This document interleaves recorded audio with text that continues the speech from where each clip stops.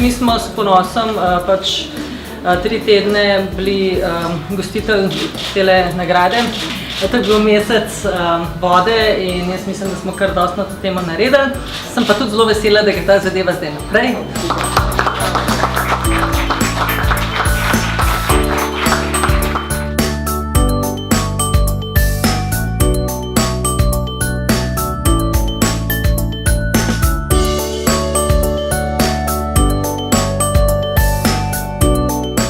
Pripravljamo za celotno četrtno skupnost nekakšno razvojno strategijo, v kateri želimo zajeti celotno prebivalstvo, vse stanovalce in pa predvsem, da se vzpostavi tesno povezana skupnost, ki bo skrbela za boljše in lepše življenje v Ljubljani.